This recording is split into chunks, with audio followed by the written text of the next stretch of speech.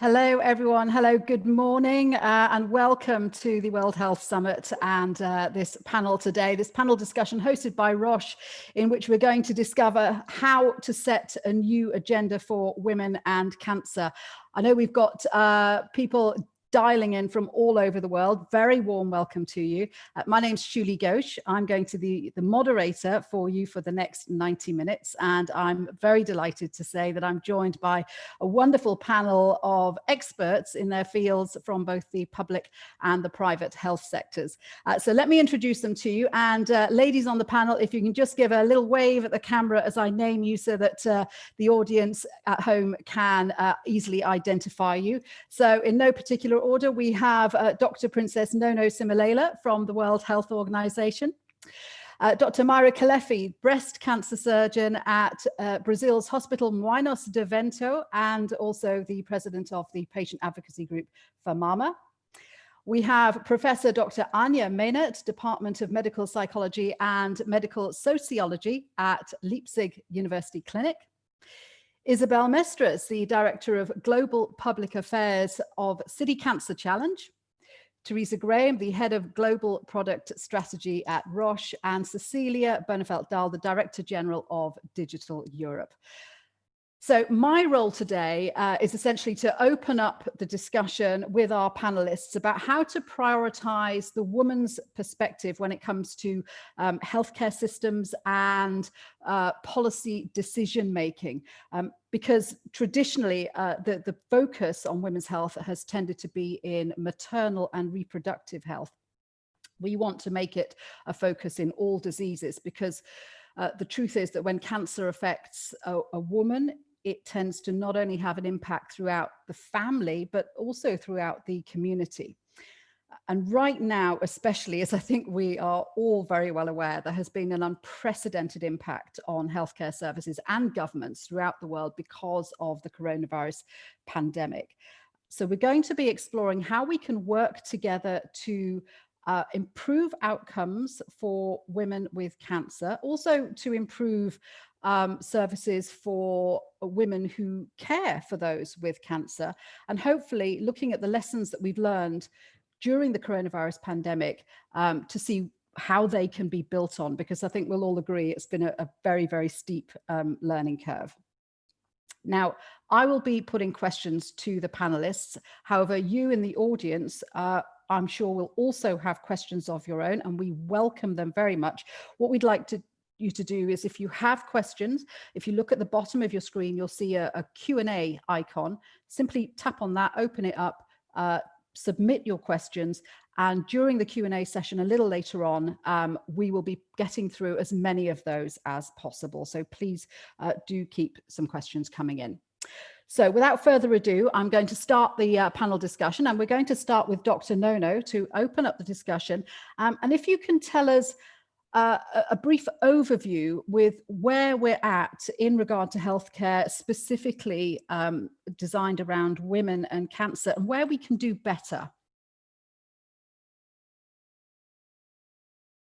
And you need to unmute your mic. Yeah. Yes.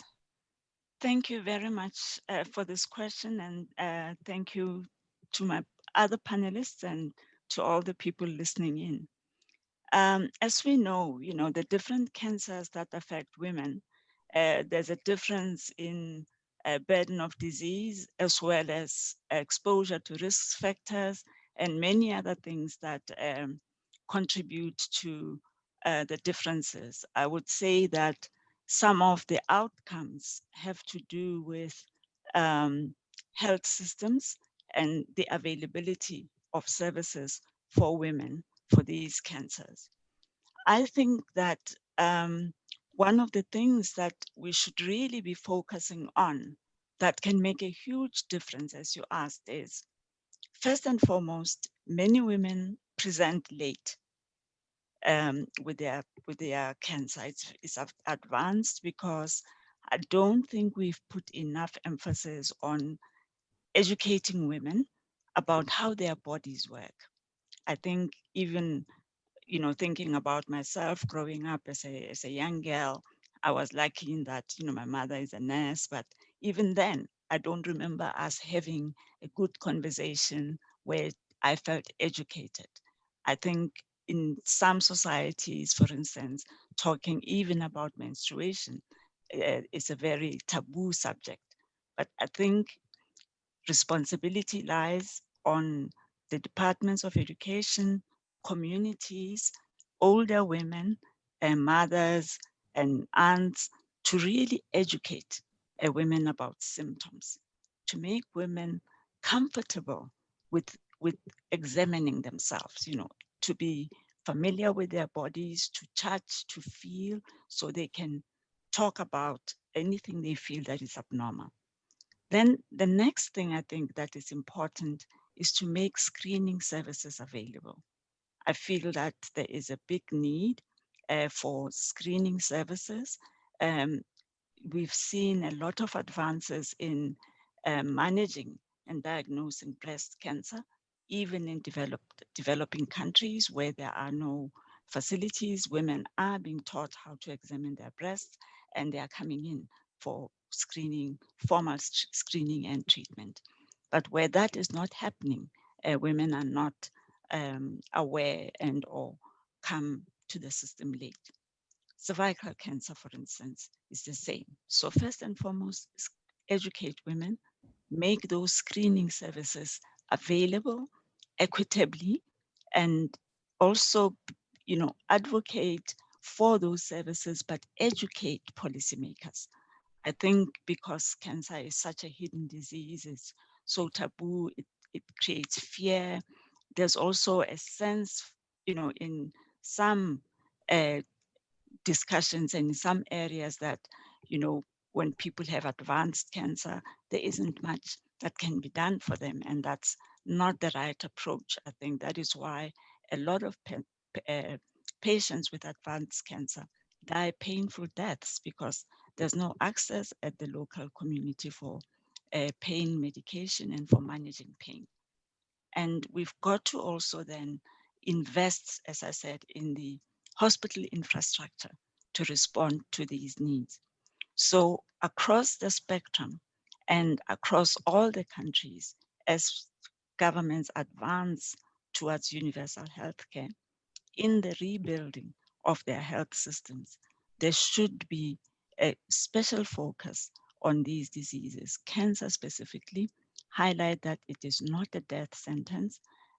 Coming from sub-Saharan Africa, I often use HIV as an example, that until we had the treatment, everybody thought you were going to die, but now people are living longer lives. So we've got to go out there as advocates, as educators, as people-centered healthcare providers, as Dr. Noda, well can as... I ask you, when we talk about screening services, setting up services like this is difficult at the best of times to try and persuade governments to spend the money to do that. Right now with Yes. coronavirus, the challenges must be even bigger.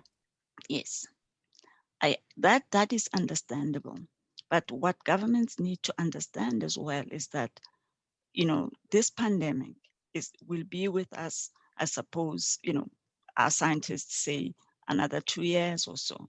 But people are dying of the same diseases that they've had for a long time. So it's important, I think, to maintain maybe not a parallel system, but keep the doors open for care for women who need screening for any of these diseases. We cannot afford to say we can't take care of women because we are focusing on the pandemic.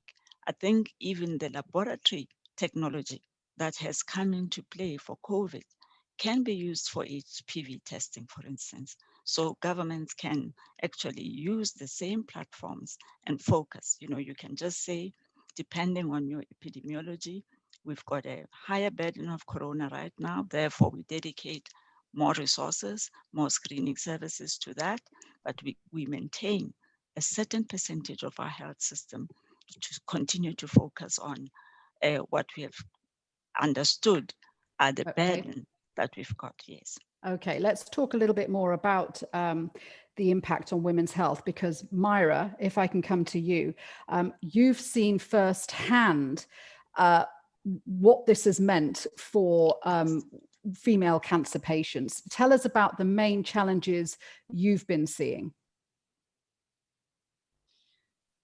I couldn't agree more with Princess Simalala about the information. Women have tremendous power for change, to change scenarios. And we need to empower them by providing them data, information, tools that can promote changes. I really believe that if there is one person that can make changes, are women. So I think we need to emphasize this, not only in families, but also in communities, because we know that thousands and thousands of women are suffering from different types of cancers due to difficulty in accessing treatment in public health systems. So diagnosis and treatment should be the first thing, the first topics in agenda for women.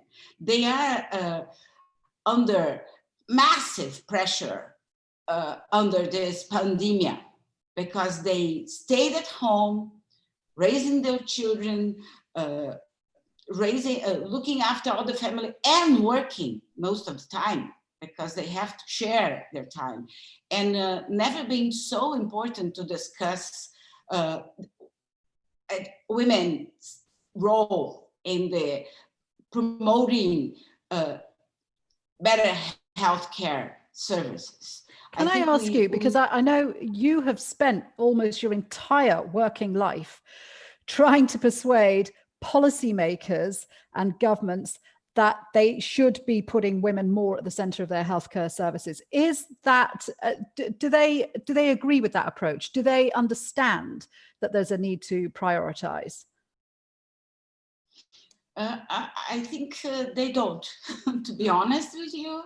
I think we see women coming forward.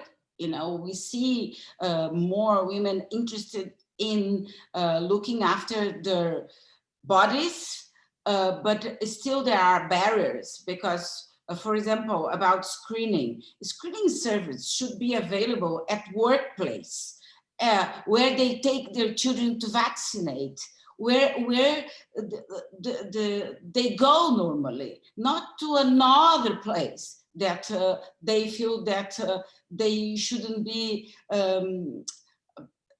they are not stimulated to go. And I think one of the things that I wanted to emphasize is that the decrease of women looking after screening or even routine tests went down 80% during the first months of the pandemic. They are now around 40%. They didn't come forward. So I think we're going to see a big problem in the next few months and years to come, because I agree, there was a problem before and was aggravated by the pandemic in terms of women in cancer. Anya, let me come to you. I imagine that the psychological impact on women with cancer is always significant. It must have been made many times worse because of the coronavirus pandemic. Yeah, we know that. In general, women with cancer have very high levels of distress. We know that almost 60% of women with cancer have high levels of distress, and this distress has slightly increased during the corona pandemic. It's not so much that we might expect, but it is increased, sorry. And women are very affected psychologically, but the positive note is that women also seek help much more than men do. So from my perspective, there is a need for counseling centers, to provide evidence-based information about preventive strategies that have already been mentioned here, but also about, how to deal with the cancer and late effects, long-term effects of cancer. And I think that counseling, and nowadays you can, as in Germany or the UK, you have these Maggie centers, can be done face-to-face, but it also is important to provide like evidence-based online counseling centers that women can get information through the web. They can talk with each other like we do today, and it is very important. Yeah, so again, that goes to the question of access, because Myra was talking about why don't we make screening services available in workplaces? Access to psychological healthcare services is obviously just as important. Yeah, first comes information, and I think that empowerment is very important, like the International Society of Psycho-Oncology, who was partnership also with the WHO. They're trying for more than 30 years to, raise information, to raise awareness. I think you also need role models. So when it comes to patient empowerment, you need role models that, provide that information and to provide also low threshold access to psychological cancer care. Do you think the current healthcare agenda for women takes account of mental well-being enough? Does it prioritize the mental aspects, the mental health well-being aspects of dealing with cancer, as opposed to the physical aspects, the diagnostics and the treatments? Well, the physical and the mental aspects are closely intertwined. We know, for example, that depression really badly affects morbidity and mortality in both genders. And I think psycho-oncology as a subject has improved a lot and has also raised awareness during the last probably 10, 15 years. But I think there is room for improvement, that the mental, there is this, many people think that mental or psychological aspects, it's well-being. But we know that quality of life is such an important aspect in cancer care that we have to strengthen this aspect. Thank you, Anya. Isabel, let me come to you. City Cancer Challenge, of course, looking at addressing the challenge of tackling cancer from a city level. You've got several cities involved in this project now. From what you've learned over the past few years, what do you think has been done well and what can be done better? Thank you, Julie. Hi, everyone. So yeah, I'll share what we've learned over the last 3 years working with cities. So what we've done and what we could do better. So one, cancer is very complex. So it requires a comprehensive, systemic, and integrated approach. So at SICAN, at every city, we more or less drive around 10 projects that tackle the health system as a whole. So addressing infrastructure, service, access to essential medicine and technology, capacity building, information systems, leadership, financing. It's like, imagine like investing on a technology and suddenly the health professional doesn't know how to use it. There is no data to understand when the patient needs it and how and which patient and for what. Then the patient has no means to cover that technology. So again, yeah, you've invested on an incredible technology that is sitting on a corner, not being used.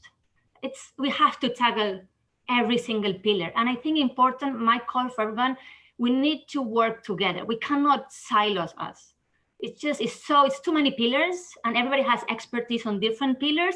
So at SICAN, we're trying to coordinate all that expertise of the different pillars. So that's the first learning, comprehensive, systemic, and integrated approach. The second one, it requires a multidisciplinary and multi-sectorial inclusive approach also. we have to foster dialogue, like a cohesive approach at the community level to identify the problems, the planning, and the implementation. There is no way that if everybody is not engaged, is not locally driven, cross-sector, that we're going to create anything that is sustainable or that is going to build the resilience of the health system. Because when people are not involved in things, then just things don't end up not happening because they don't know why, they don't understand the needs, the problems. So it has to be everyone around the table from the very beginning. The third one, which is a very enlightening one for us, at least for cancer care, is the bottom-up approach. This community-led initiative, city approach, which we were very challenged at the beginning because everybody sees cancer that has to be solved at the national level. And actually, for us, this approach from the bottom up, it's just incredible. All these global agreements, they all require local action. Everything is going to be locally implemented. So actually working from the bottom, that's where not only where the data is, but actually if you think about the mayor, that political figure, so near to the patient, so near to the data, and so far from the decision-making table. So can this multi-sectoral approach, and I imagine that there are different sectors collaborating in different ways in each of your City Challenge cities. How can the multi-sectoral approach help to prioritize women and cancer and doing things differently? So one, there is no sector by itself can solve women's cancer. And again, women cancer requires a multidisciplinary approach. So you need the pathology, you need the surgeons, you need the radiotherapists, you need the the psychology support. It's just too comprehensive to not work all together. And again, it cannot be solved only by the public system. There is no financial. I could share some data, I want to keep it for me, but it's just impossible just in low-income countries to address it with only the public sector. So we have to come up with an approach that involves both the private and the public system and look for those solutions that are going to actually drive forward some sustainable and scalable solutions. So it's just impossible if we're like working silos. And can I ask, because I know because City Cancer Challenge is about the urban approach to dealing with cancer. Cities have been at the absolute center of the coronavirus pandemic. There must be lessons that you guys have learnt which can be built on and shared. It must have been a very steep learning curve. Yeah. Well, for us, we're very fans of city because the cities allow such a flexibility. Cities allow, the mayor has no strength, are not so, they have this incredible bandwidth to bring all stakeholders together, private, public. They are more flexible, adaptable, innovative, entrepreneur. So in situations of crisis, they can just test, fail fast, retry, change different things. They're not so in a box like the national government. So working with them helps us to go more fast, innovate, and it's like with the digital solution, they're the perfect environment to accelerate and test some digital solutions. And that's been, for us, the role of cities. And we've seen in other sectors like environmental health or water sanitation that they actually step up. And now with COVID, they're showing that they have a massive role in health. And not only in prevention, which is critical, their role in raising awareness, but beyond prevention. And again, when we talk about cities, it's important that it's not only the city. It has to be a multi-government approach. But the city has to be there, which now it was only the national government, in some cases with the regional government. The three governments need to work together. It cannot be a national government because they don't have the data, they're not next to the patient, and they don't understand the local context. Right, so community-driven solutions. We're going to discuss digital health solutions with Cecilia in just a moment. Let me come to Teresa first, because we talk a lot about multi-sectoral collaborations as being vital in progressing healthcare. How do you see the role of the private sector in setting a new and better agenda for women in cancer? Great, thank you for that question. I mean, I just have to say, I love this panel discussion here today, because honestly, this to me typifies why I think we're here. And I so clearly remember the day that I realized I wanted to make women's cancer more of a priority for Roche. And that's the day that someone actually told me that more women die of lung cancer than of breast cancer. And that was, while a surprising statistic to me, it wasn't totally shocking, because at the end of the day, we know that screening rates in areas like breast and gynecological cancers, which are known risk areas, it's very difficult to get women to go in and get screened, let alone when you talk about things like lung cancer, where we have sort of systemic issues to screening in general. And the sad fact is, as Dr. Simalea said earlier, often by the time we find these cancers in many parts of the world, we're just too late. And so I think it's sort of past time for us to understand that there are systemic gender inequalities built into our healthcare system that we have to find ways to address. And that frankly doesn't matter how mature your health system is. I think we see that globally around the world, from how clinical trials are conducted, to how delivery systems are accessed, to basic indication, to prevention, to treatment. It's really an end-to-end challenge for women almost everywhere. And I think Roche has a real desire to actually be part of a conversation to start addressing some of those areas. And, you know, how do I think about it? I think about it in kind of three big buckets: sort of innovation, technology, and partnership, things we have all talked about so far. And I'm really excited to hear what Cecilia has to say on the technology front. But innovation, women's biology is just different. Are we designing the right clinical trials? Are we looking at our early drug discovery in the right ways to making sure that we're actually asking the right biological questions? COVID-19 has taught us a lot about the fact that when we are united behind a single problem, we actually, from a scientific perspective, can make a lot of progress really quickly. We need to find a way to bring women's oncology to the top of that agenda in a way that it really hasn't been there as much as it should before. Access to health, every part of that journey. Any of us who have guided a loved one through the healthcare system know that it's kind of a mess out there in most places, from being able to get access to basic care, to being able to get a good diagnosis, to be able to get access to treatment, follow-up care. All of those things we struggle with. And again, it almost doesn't matter where in the world that you live, we have these problems. And really understanding that journey and trying to figure out a way to make a real difference so that we can be more impactful and help change outcomes. And I forget which one of my co-panelists said it, but I couldn't agree more. Policymakers have to care in a different way than they do today. We have to find a way to make them listen, to really understand the fundamental challenges that we're facing here. So Teresa, can I quickly interject, just so I understand it clearly? It's not just a question of tweaking the current healthcare agenda. It is about completely rethinking it from the ground up. I think it's about having a different perspective for how we've solved traditional problems. And again, I think if COVID-19 has taught us anything, it's that our solutions today don't fit the problems of tomorrow. And we have got to fundamentally find different ways to engage. Isabel, in all of her in what she was saying around the city cancer programs, which I think are fantastic, it just reminds me that, you know, science may be global, but healthcare delivery is very local. And this is why technology becomes such a critical and important part of the solution. We have the ability today to diagnose cancers much earlier than we ever have before.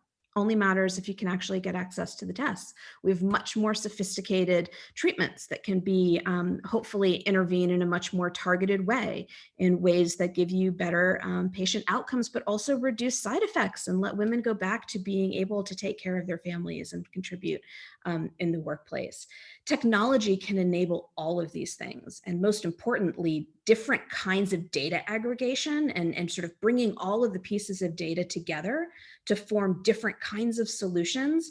And I'm sure Cecilia is going to talk more about this later, but that just gets me so incredibly excited, because I think that kind of information is to a large part what we're missing in these conversations today. We recently have just hired a really wonderful woman to kick off a healthcare initiative within Roche that's looking specifically at women's health, from diagnosis to data to treatment delivery, to policy, and to really figure out end to end, how can we, working with all of you, I knew that was going to happen. Sorry about that. First technical glitch of the day. I have to be more animated in my conversation. You know, that ability to look holistically at a patient's journey and create a different kind of learning cycle that we can all share across the private and public sectors to figure out how not only to improve outcomes today, but figure out how to actually bring better science to people tomorrow is really critical for us. And we only do that by working together. That is something that no one part of this system can do individually. And we're super committed and excited to being a part of groups like this one who can actually start taking this challenge bit by bit and really making a material difference for women everywhere. Okay, well, you talked about the role of digital health there, so that seems a perfect moment to bring in Cecilia, because we've seen a massive uptick in the use of technology in dealing with healthcare solutions, and I'm guessing that's increased massively during the coronavirus pandemic. So what have you seen regarding digital health, and how do you see technology improving women's health? So, I mean, just first of all, I would like to thank you for the invitation to this panel. I'm very honored to be together with so many extremely competent women, really with something, you know, working with something close to their heart, and I feel the passion of it.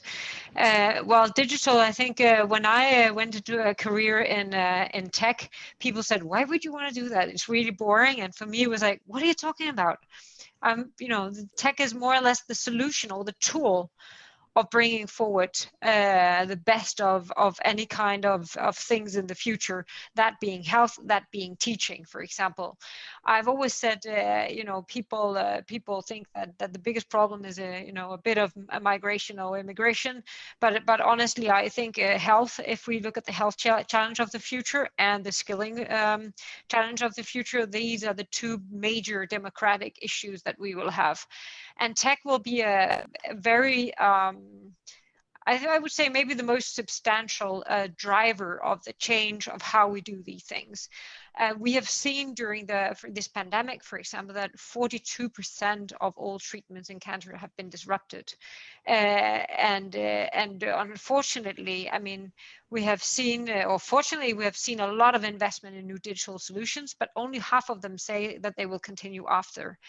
This would mean a major backlash, and it will take a lot of investment and a lot of focus on really investing in these new digital solutions, bringing diagnostics, treatment closer to the patient.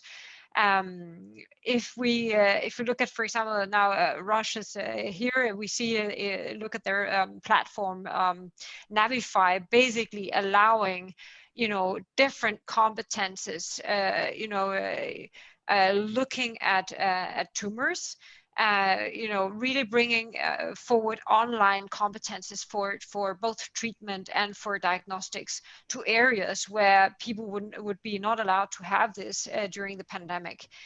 This is only one example. There's also basically surgery, access to the best surgery by high-speed connectivity, rural areas where people would not be able to have medicine or diagnostics. This is all linked to data. It's all linked to connectivity. And before, this has been kind of, yes, this tech thing, people have to make a phone call, but this is not what it's about. Right now, we have a huge amount of rural areas that simply don't have connectivity. And if they don't have connectivity, they most likely do not have treatment. They don't have diagnostics. We can actually give them by mobile phone, by a screen, we can allow them access to the best doctors, even during something like the pandemic. Europe has taken, so of course, being in digital Europe, I look at Europe, but let me just make very clear, this is a global challenge and we need global standards, we need global investments. But Europe has taken a very good initiative actually in the first week of the pandemic on something called the data space, so the health data space, and investing heavily in gathering all the data across Europe into a data space so we can basically start analyzing and using data across different disciplines to do diagnostics and treatment of patients. Can I ask about the data? Because obviously there are concerns over privacy and information collection. How easy is it to address those concerns? I mean, so Europe has the GDPR, first of all, so it's illegal to violate people's data. So that's as easy as that. So I mean, people will be punished, and companies will be punished, and intruders will be punished. Having said that, of course, we're also developing cybersecurity standards. There is the new cybersecurity package where we develop standards and certifications for infrastructures that are supposed to carry critical data. And I think we can say that the health data is very critical data. So of course, it demands very high standards on security and on privacy. And we need to continuously to develop that. But of course, that will be built into the platform, into the infrastructure, basically the protection of the data and the anonymization of the data. It was something that will evolve over time, and it's something that you will have to develop again and again and again. But we actually have a lot of very, very good technology and standards to do that already. So a lot of the fears really can be addressed. So it's also about communicating. You know, it's so easy to say, oh, you know, everybody's violating your data. But if you ask, for example, in Europe, you know, 86% of everyone says, yes, I am willing to share my personal health data if it can be used for the benefit of others. So, and we do have the technology and we do have the standards. So it's more about really doing it. Huh? Brilliant. Thank you. Okay, I think that set out the context perfectly. There's obviously a lot of different angles to come at it from there. So I'm going to open up the discussion with all of you. Please feel free to add follow-up comments if you wish. Remember to mute and unmute your microphones if you want to join. One of the things I think that's come out of that is women themselves often don't feel that their own health is a priority. We're talking about the need for education, the need to make it easier and more accessible to go in for diagnostics. Myra, let me come to you, because I know you are particularly concerned that women often don't put themselves first when it comes to health. They're more concerned about their husband's health or their children's health. How do we make it easier for women to feel that their own health is just as important?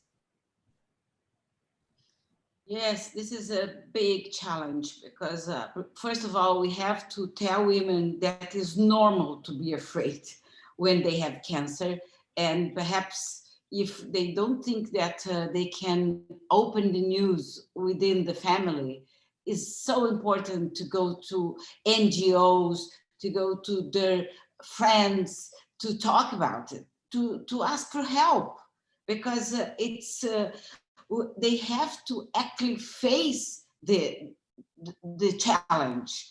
And I think over the years, we've seen them coming forward in very many ways. And one of our successes in Brazil to make women's health a priority is to look for the female political leaders. We promote interaction, even education for female political leaders, to ask them to help us to go and talk sometimes to the manager, to the mayor, to the city level, make them involved in the gender cancer arena. Because we know that there are so many premature deaths for lack of early diagnosis in most countries, that even if we talk about the discussion on management and data, we see that these people have more advanced disease. That is actually what is very costly. So we need to ask governments to tell women that if they come forward earlier, the impact of the cancer is going to be different. So they have to demand for best treatment, to best diagnosis, to personalized medicine. We need to make sure that women are going to make the change. Well, let me bring in Dr. Nono, because I know one important area that the WHO has been working on is the elimination of cervical cancer, which is a very ambitious goal, particularly in countries where women's health may not be as big a priority as it should. How do you overcome that issue, particularly in lower income countries, of specifically concentrating on certain areas of women's health? Thanks very much for that. What we have done is developed, not even, I can't take credit for that. We've reached out to women, mostly who have survived. And it's incredible how strong they have been as advocates. Just in one country, there's about 130,000 women. They call themselves the Teal Sisters, in a country that's got the highest incidence of cervical cancer. And they have been our advocates. They were the gate openers for us. We've reached out to the first ladies, for instance. Most of them have their own areas of specialization, which they like, but cancer of the cervix, breast cancer, and women's development are their issues. So we've reached out to them. We've reached out to the religious community, to youth groups because of the vaccine piece. And that's how we've managed to get the attention. And in a surprising way, although the statistics start to show that breast cancer is also becoming a great challenge in developing countries, we've seen those two interconnect. And what our message has been to women is focus on the holistic issues that affect women. Let us not have women's cancer groups, women's this, because then we dilute the voice. So we're bringing them together for women's health so that they advocate for everything. For one woman dying from a maternal health cause is one too many. So we're finding that it's snowballing, that effect. We know that because donors like to fund vertical programs, it's only by creating a bottom-up demand that you will see that verticalization starting to diminish. So those have been our advocates. It's incredible what women's voices can do. One of the panelists said, it's us who can change this. And I find that with this work, it's been women, particularly those who have survived, even in those very poor countries, who've urged and made it possible for others to come out and tell their own stories. So women driving women's healthcare agenda, yes. which is a great example that you were telling us there about the first ladies. We've heard a lot from several panelists about the part technology and digital health can play, and I know Cecilia has laid out some of that. Isabel, let me come to you, because a lot of what City Cancer Challenge does is data driven. We've heard about the importance of digital health. I'm sure this plays a huge part in healthcare solutions in the CCAN cities. What have you seen as being the main challenges? Thank you, Shibuya.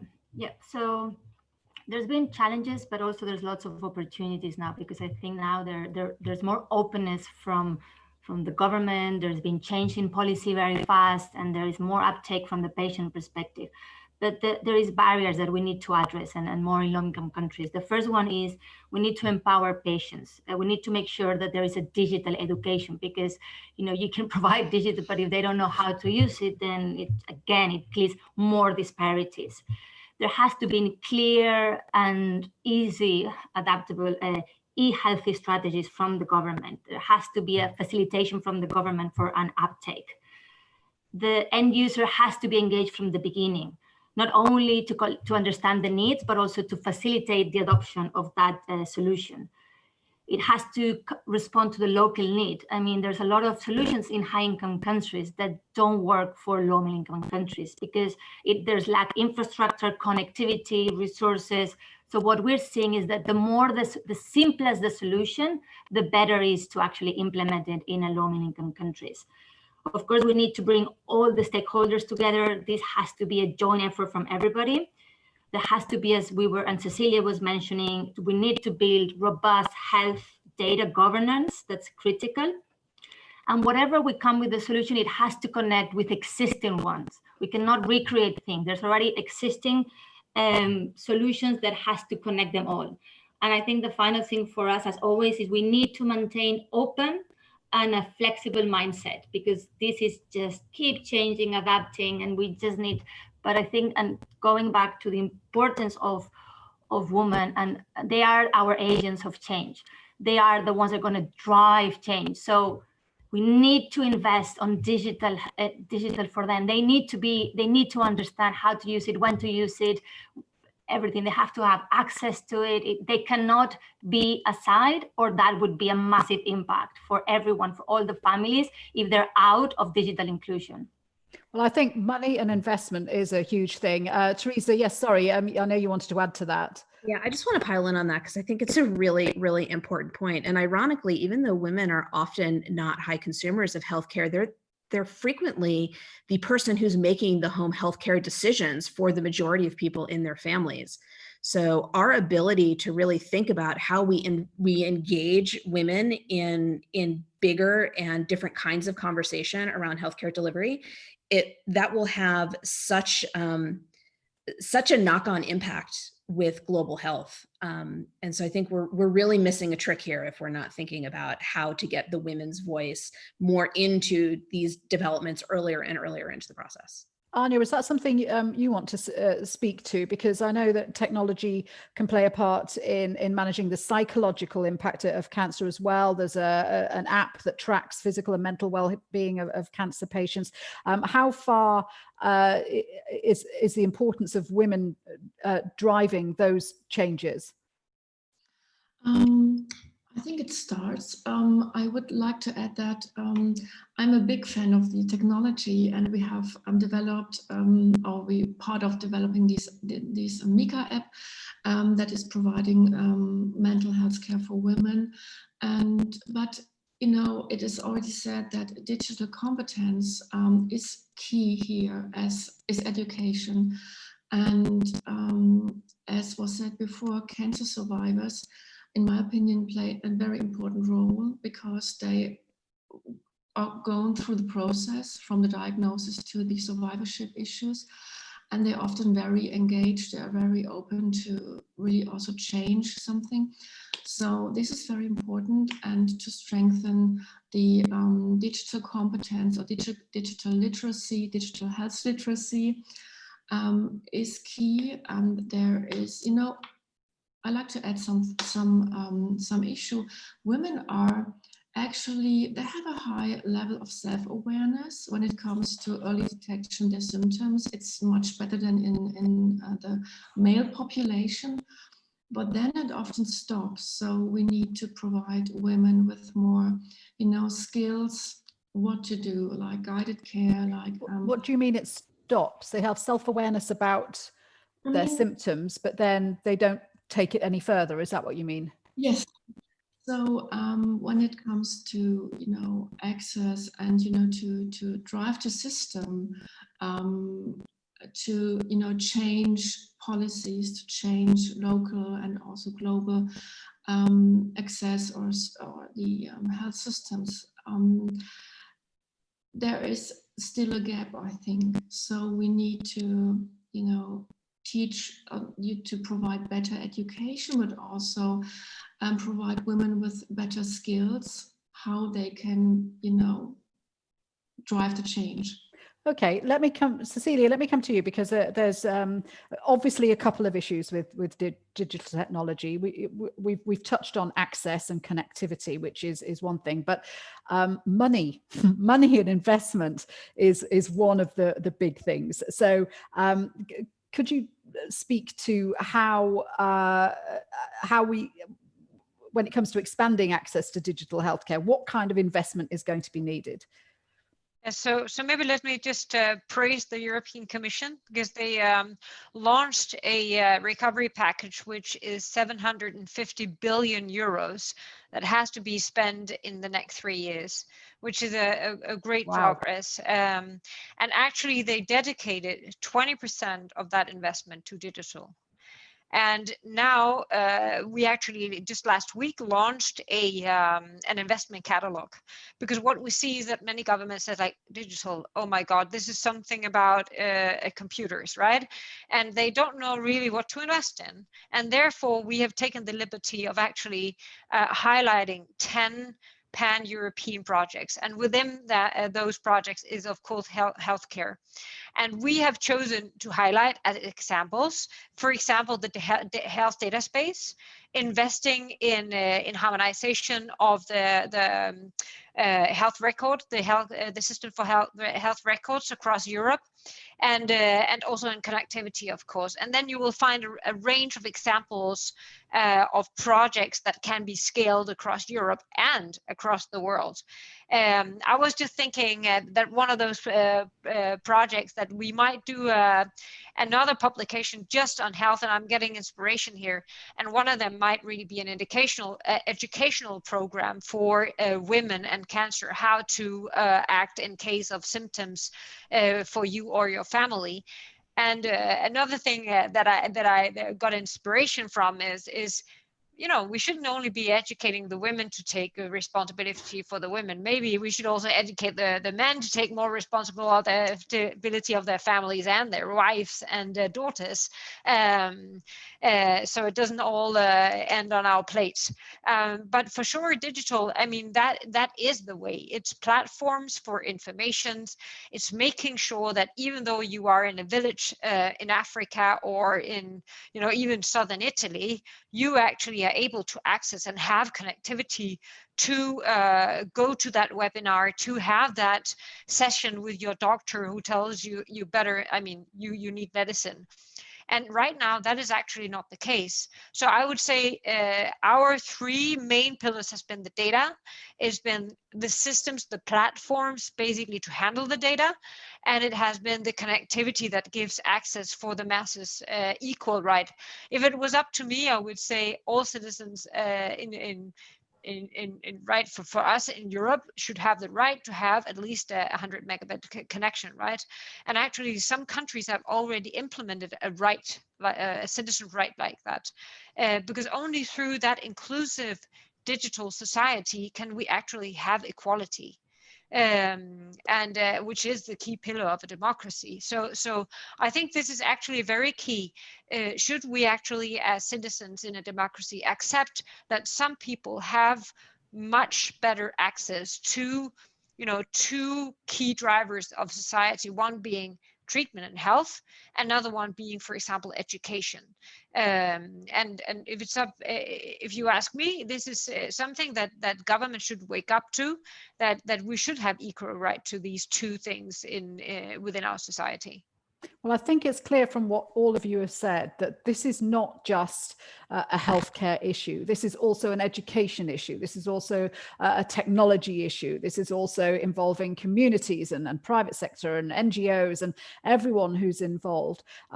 We've talked a lot, I know, in past panels on NCDs and cancer about the overwhelming need for a proper, well-integrated, multi-sectoral approach. How do we get the right partnerships, though?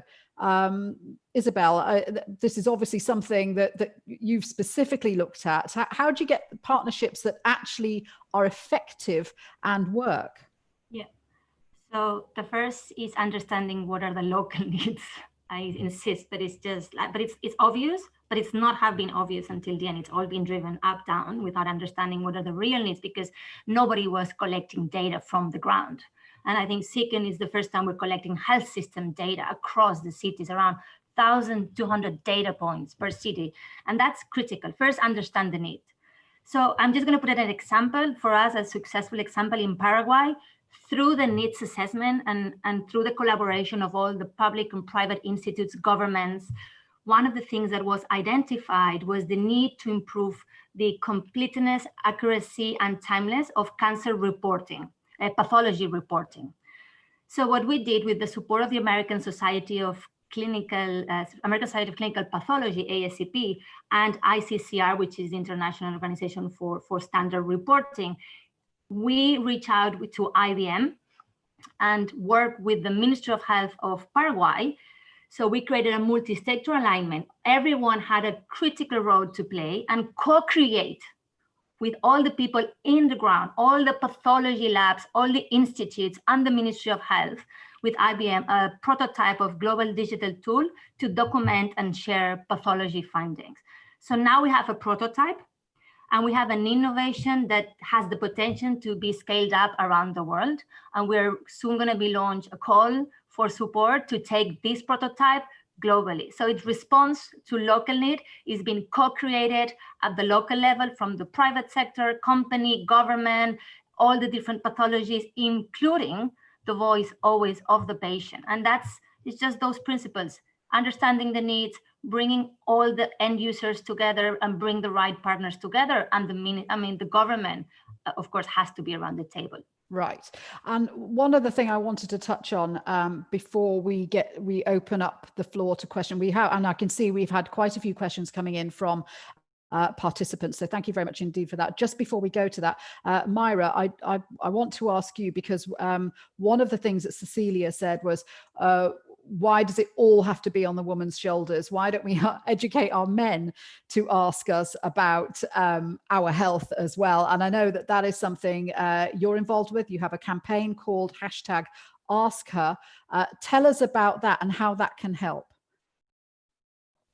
Yes, this is our Pink October campaign, because we see that we do a lot of awareness, but sometimes we should create an action. We should create something that really can change a life. So we are asking for people, not only women, but mostly men, children, and friends, to express their affection for women. And they have to ask for 3 questions. They have to ask 3 important questions that can save life. So this is an education process that can involve the whole community. And we are working on early detection during pandemic, because women mostly stop coming forward. So we are asking them, have you been watching your breasts, mom? Have you scheduled your annual exams, my darling? Are you aware of your risk factors for breast cancer?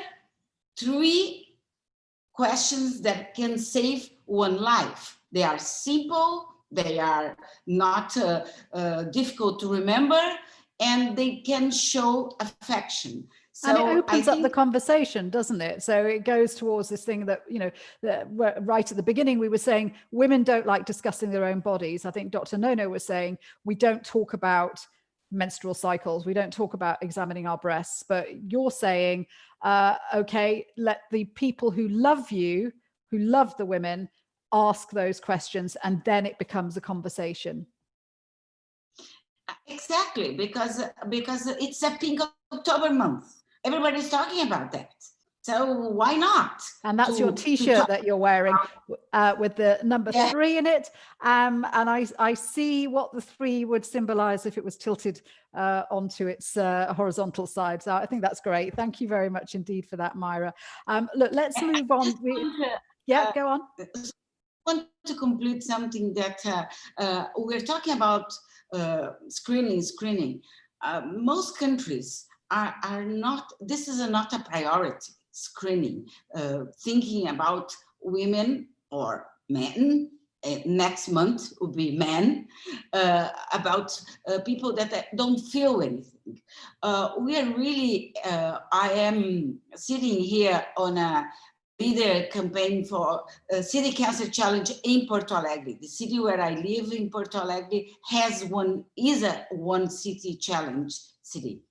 And we are prioritizing symptomatic women at this point, okay? Because we have to do something urgent for people, patients that have symptoms. I think this is creating a movement an innovative movement in Porto Alegre that are prioritizing symptomatic people, symptomatic patients, right, with apps, with very difficult questions to make. So I think this is something that I wanted to put forward, because screening in this place where I live is not a priority at the moment. Okay. Let me come to one of the questions that we've got from our audience, which I think is actually a really interesting question, saying that as you've just said, Myra, women often present with advanced symptoms because they haven't caught those symptoms early. There is a shortage of trained personnel, trained surgeons, trained diagnosticians in particularly low resource countries. This is a question that's come to us from the National Academy of Medical Sciences in Nepal, Dr. Aneep Joshi. Thank you very much indeed for that question. So how do we make sure that we have enough trained human resources, particularly in low-income countries? Dr. Nono, if I can direct that question at you.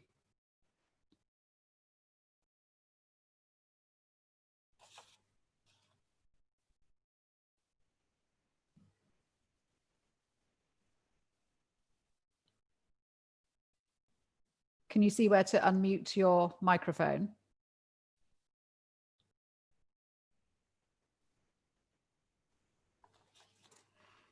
There should be a little microphone icon, probably at the bottom there, bottom left of your screen.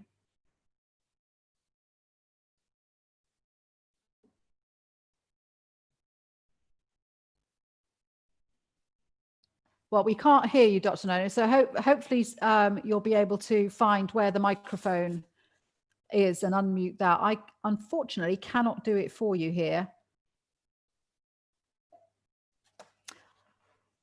You can also try holding the space bar down. Sometimes that turns the mute off, if that's easier. Okay, just while we wait for Princess Nono to join us again, Teresa, let me ask you, because we've talked about the importance of public-private partnerships, which are an important part of tackling healthcare. As far as pharmaceutical companies are concerned, what is your role in this? Because there's often a little, a degree of skepticism about pharma participation in initiatives. So tell us what companies like Roche can bring to the table. So I think maybe the most important thing that a company like Roche can bring is our ability to be a catalyst and an ability to help get the right people around the table. I think Isabel has said this a number of times very eloquently. The biggest challenge we have often when we take problems on like this is that we're not defining the problem. We're not really asking what is the problem that we're trying to fix in a really contained and reasonable way. And are we aligned on what the problem is and where we think we can work together in order to make a difference? And so I think, when we can really have open and honest and frankly trustful dialogues, where we can really figure out how to make an impact for patients, working together is going to be the only way that we can materially make change in our healthcare systems overall. Not one of us can do it alone. We're all pieces of a very complex puzzle. And it's going to be really important that we figure out going forward how to do this better, how to do it more efficiently, and how to do it in many more places across the world than we have in the past. Okay, let me just see if Dr. Nono is ready to rejoin us. Pushing the button. Yay! Great, fantastic. Thank you. We all need courses from Cecilia, really, on how to do this.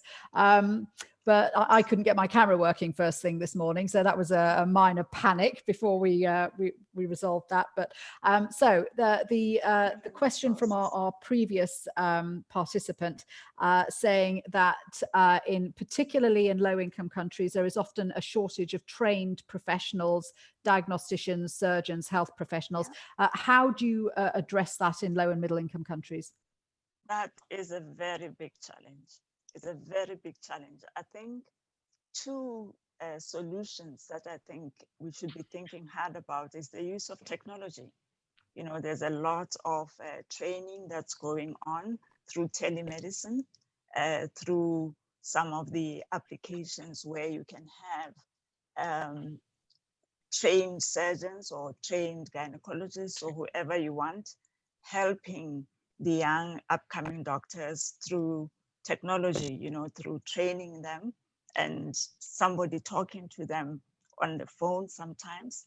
That's one. And I think if governments could be more comfortable with investing in that, because we're not going to produce as many doctors as we need. And sometimes when you do produce doctors, you find that there's a brain drain. They go off and work for more lucrative hospitals elsewhere. Exactly. And what also is striking, which is something one of the panelists said, is today's challenges require a different solution, even tomorrow's challenges. And I don't see a lot of change in the way that we are training undergraduates in the medical system. I don't think much has changed. So firstly, we need to really introduce technology into our medical curricula, as well as into the under and postgraduate training. And then that multidisciplinary approach that we were speaking about must be strengthened, because when you start doing things like task shifting, task sharing, and getting the lower or middle cadres of health providers doing more and incentivizing more to do that, then you can get your nurses and your midwives and other health cadres doing more, so that doctors can concentrate on the complicated issues, and then you move that through the system. But I think fundamentally, how we train undergraduates needs to change. Anya, can I ask you the same question when it comes to trained psychologists in low and middle income countries? Are you finding the same problem, that there is a lack of professional resources that people can turn to?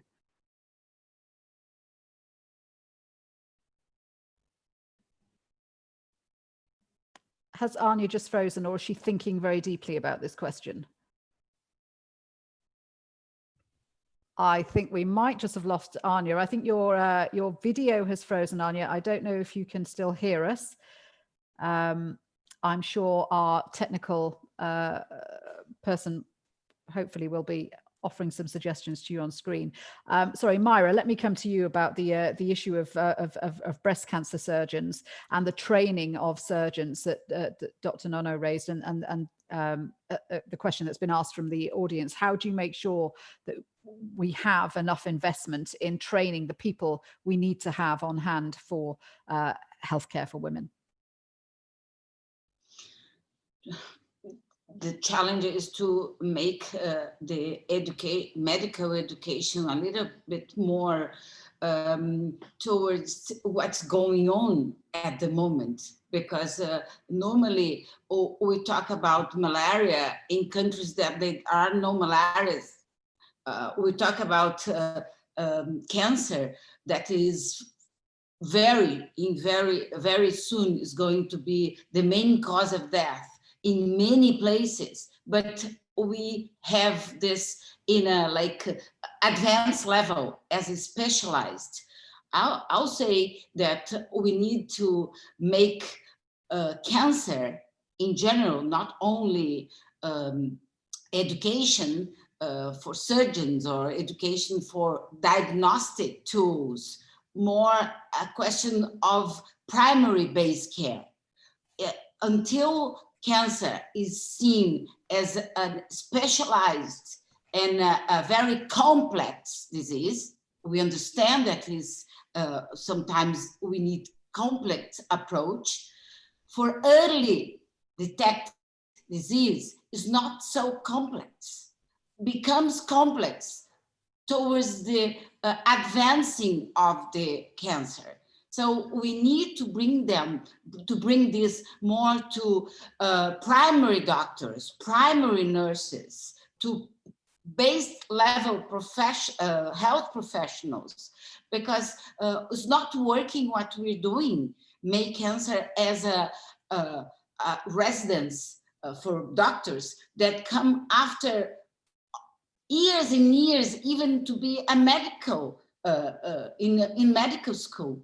So we need to bring more upfront, at the level of health providers and at the level of education in medical professionals. Anya, good to see you back again. I'm sorry that we lost you there. So yes, just a brief word about the lack of whether there's a need for more training and more access to psychologist healthcare professionals, particularly in low and middle income countries. Yeah, thank you, Julie, and I apologize for the weak connection. Yeah, I think that like when it comes to mental health and cancer, that the International Psycho-Oncology Society has played such an important role, because yeah, since 20 years they provide practice models from high income that are so important to skills training, to local workshops, etc. That has played a very important role here. Excellent. I thought we'd lost you there for a second. Sorry for interjecting, but then you came back. So perfect. Okay. Another question from the audience. And this is an interesting one from Adrienne, who says that she has complex NCD issues. And I'm guessing that, well, I know that a lot of people who have one condition often have others at the same time. However, she has trouble accessing services, even though she lives in a high income country, because she can't get to the services that she needs, and she's having to reach out to another country to try and sort that out. I don't know who wants to answer the question about access. Maybe Isabel, this is something that you've learnt in your city challenge, or Cecilia, do you want to take this question about access? Go ahead. Of course, I cannot take the medical side of it, but I can say this is exactly where digital comes in. And many of the specialists, of course, you might have specialists in one country that you don't have in another country, or you don't have enough specialists. And as I mentioned before, for example, Rush have made this Navify system, which exactly allows experts from different disciplines, from different countries to come together and really make diagnostics, right? And this is exactly it. Highlights the need for giving this kind of access to both complex diagnostics and treatments, but also equal access to this, no matter where you live and in what country. It has still a way to go. There are great examples, and this is exactly my point. We need to look for these platform and initiatives that exist and then boost them. If there is someone who already built the infrastructure, who already have the safe infrastructure, who already has this kind of platform, we don't have time to waste. We should really take the existing initiatives and try to scale them instead of inventing the wheel each time in each country. So we had just a very brief follow-up question. That's Cecilia. A question from the audience saying, what would be an example of digital technology in the use of, for example, breast cancer screening? For example, breast cancer screening, just to mention another example of this, I met a scale-up in the Nordics. And they're using AI. Basically, they're using AI. They analyze huge amounts of pictures, and they could actually find breast cancer where they took and doctors, only 2% of the doctors could detect that this was cancer at a very, very, very early stage, where there is 98% of AI that can detect it. Of course, there always have to be a human oversight. In the end, it's a judgment call. You need to have human oversight with AI. But for example, by making an analysis of pictures, huge amount of pictures, AI can detect cancer long before many doctors can. The majority of doctors can. So this is again, why is it that we don't use it? The technology is there. It's only a help for the doctors who would love to have more of that. In the end, it always have to be a human who is in control, but we actually have the technology in place to do early stage diagnostics much better than we do today. Okay, I can see both Teresa and Myra want to weigh in on that. Teresa, do you want to go first? Sure, just two super quick comments. I'd also just really love to put a plug in for patient groups when talking about sort of ways to use technology to find answers. I've talked to many of them over the course of the last 9 months, and what they have done to leverage their networks and technology during this time has been pretty incredible. So I think let's not let really well organized local grassroots patient organizations be a casualty of COVID-19, because I think they have the opportunity to be really, really impactful for patients. And secondly, just to sort of add on to what Cecilia was saying, I think, both biology and technology have moved faster than our ability for our healthcare systems and most payer systems around the world to actually keep up. And so that's why policy becomes incredibly, incredibly important, because our systems just aren't there. And we're learning a lot more about disease and how to treat it, and a lot more about technology and how to leverage our knowledge than our current healthcare infrastructure actually allows us to leverage in ways that would be meaningful. And so I think that's a really important point for all of us to think about in the coming years. It's almost as if the things that we can do now and the things that we know are like a greyhound overtaking the lumbering sort of elephant, which is our policy making system, which is just not keeping up. Myra, I know you wanted to add to that. Still in the digital arena, I just want to call attention that the pandemic really accelerated the perception of the importance of telemedicine. I think this is being really important for people that have that work or that live in the outskirts and they don't have access in real time to their needs. So this is one thing. And the second thing is the navigation of the patients, the possibility of navigation during the journey, because sometimes they get lost. And now through digital equipment, digital teams, we can really navigate, called telenavigation of patients when they have problems. And I really think that this is one of the outcomes of our innovative solutions in Porto Alegre, where we wanted to develop this faster and faster. And I imagine that all these solutions which apply to women patients of cancer also apply to women carers, because it's just such a wealth of information and, as you say, navigating the whole system as well. We've got time for one last question from the audience. Dr. Andreas Ulrich, who is saying, early detection of cervical cancer and breast cancer are different in terms of age groups and technologies involved. Actually, that is a really good point, because cancer affects different kinds of cancer tend to affect different sectors of women. So how do you address all of women and cancer in a comprehensive way? Maybe I can put that to you, Dr. Nano. Thank you.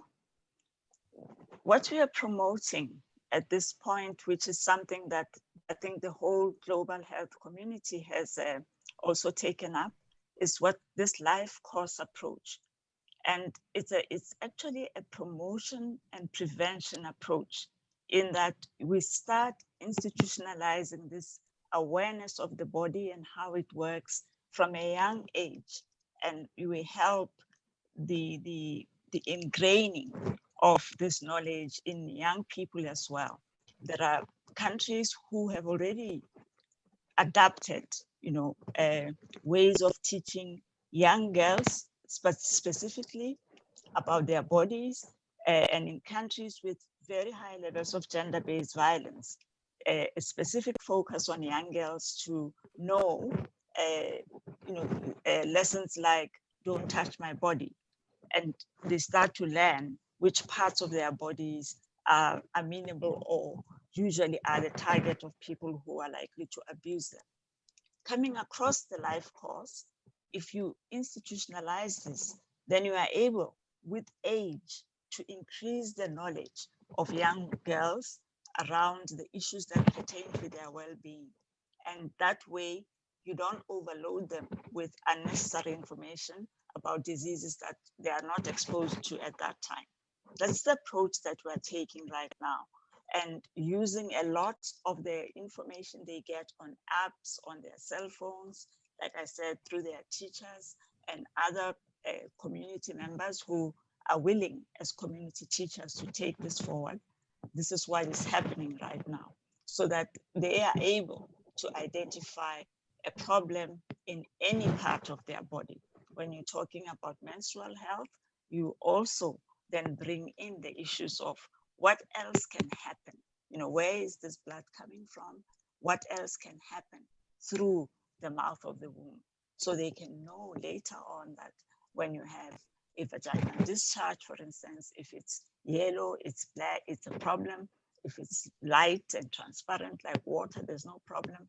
These things we take for granted because we are educated women and we've grown up in those circumstances, but not very many people know that.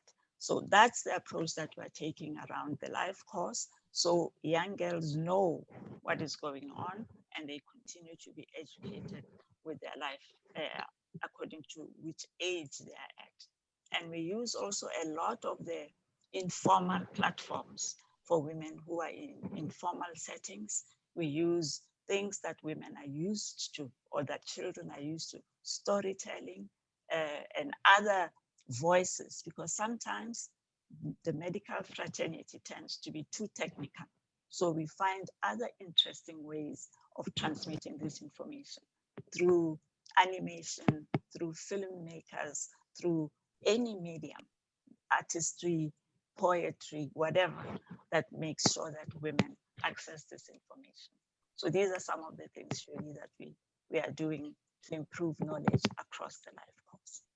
Thank you. I think we've covered a lot of ground there, and thank you very much indeed for the audience for your questions. What I would like to do now is to come to each of the panelists in turn. This is your last couple of minutes to really solidify what you think are the key issues, any takeaways that you've learned from this discussion, and really to look ahead, to throw ahead, to say, look, what are the priorities and what is the best way to achieve them? I know we don't have all the answers yet, but I think we need to think about what we have to look at in order to set a new agenda for women and cancer. So I'm going to go, let's go in alphabetical order. Anya, that makes you the first one in the hot seat. So if you want to give us spend the last couple of minutes giving us the key issues which you think need to be highlighted. Okay, thank you very much. I think that it is already said, but information is key, evidence-based information, but this information needs to be like as Princess Nono said before, in a way that many people, many women can understand this information. And the second thing is skills training. I think it's very important to information is key, but then skills have to follow, that people are able to, to act and to do something with the information. They need skills, they need best practice models, and that digital technology is a wonderful tool to provide that, and to have this skills training to to contribute to better mental health care. That would be my 2 issues. Thank you. Brilliant. Anya, thank you very much indeed for that. So if I'm calculating this right, Cecilia, let's come to you next. Please lay out what you think are the main messages for the audience and for policy and decision makers out there. Yes, so maybe 3 more kind of technical, because I am the maybe technical person here.